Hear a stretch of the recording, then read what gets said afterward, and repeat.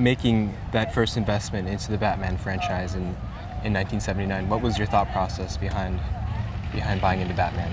Well, it really began when I was 14 years old and the TV show came on the air for the first time. And that night, as a total comic book geek and Batman fan, I was simultaneously thrilled and horrified by what I was seeing on TV. I was thrilled because the car was really cool. Right. And it was in color, and it was the first superhero on TV since The Adventures of Superman. But I was horrified that the whole world was laughing at Batman. That just killed me. And that was the night I kind of made my young Bruce Wayne vow and said someday, some way, I would show the world what the dark and serious Batman was all about. The guy created in 1939 as a creature of the night stalking criminals from the shadows. I didn't get that opportunity until I started working at DC Comics when I was in college. DC publishes the Adventures of Batman and Superman and many of the other superheroes. And I established a relationship there with the president of the company who had originally mentored me from college into the DC Comics world, gave me my first job there. And I had started writing Batman comics when I was still in college. So it came to a point where they had trust in me. They knew that I loved these characters, I knew them well, and that I had a vision to do these in a dark and serious way. I then met a partner, Ben Melniker, who is a legend in the motion picture industry. And together we raised some money privately. We went into the president of DC Comics. We began what would be a 6-month negotiation for the motion picture rights and the ancillary and allied rights. And then on October 3rd, 1979, we acquired an option on the Batman rights, put it in my back pocket, quit my job, went out to Hollywood. I had 6 months. The option was for 6 months, renewable then for another 6 months. And in terms of dollars in 1979, it was a huge amount of money. So would you say that 30 years later, Batman has been a good investment for you? Batman has been a great investment for me in terms of dollars and cents, in terms of my heart and soul. I am the ultimate geek, comic book collector, Batman fanboy. I fell in love with this character when I was 8 years old. And at that time, I could identify with him because he had no superpowers.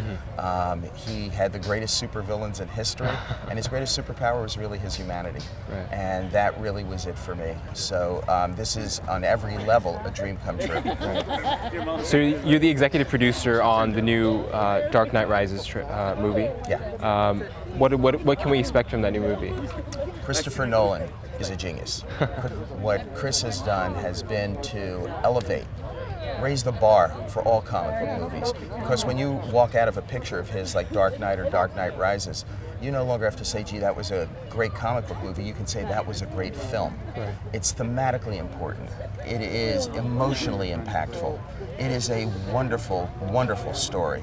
And I think people can relate to it now across not only demographics and borders, but cultures as well. And it's very, very exciting to just be involved with someone like that who deserves all the credit for what's happened here. So one thing I got to ask you about, Batman Reboot, is it on the books? Is it something you can talk about at this point? Nobody's looking beyond July 20th, 2012, when The Dark Knight Rises opens. What's the reason for superhero and comic book movies coming out in such force nowadays, whereas in 1979 there wasn't as much interest? This is a golden age of comic book movie making, and it's true for several reasons. Number one is, this is our modern day mythology. This is American folklore, and it's becoming international folklore. The ancient gods of Greece, Rome, and Egypt still exist, only today they wear spandex and capes. And if you don't believe me, as I say, the Greeks called him Hermes, the Romans called him Mercury, and I just call him the Flash. Technology has finally caught up. There is now a technology that enables us to make movies based on comic book heroes that don't look completely cheesy, that can be done on a potential budget. And that's one of the things that has allowed us to bring them to life. The other thing has been, back in the 70s and 80s, the people running Hollywood, the agents, the executives, even the talent, were largely adults who had grown up in an era where comic books were under attack. They were being accused of being, at best, lurid and cheap entertainment for children, and at worst, the post-World War II cause of the rise of juvenile delinquency, that comic books were turning us into a nation of juvenile delinquents and prospective communists. So when that changed, and we got past that, and the new generation of execs were people who grew up with the work of Stan Lee, who read Marvel, who read DC, then there was an inherent respect for not only the characters and the comic book itself, but also for the creators, and that has been a huge sea change.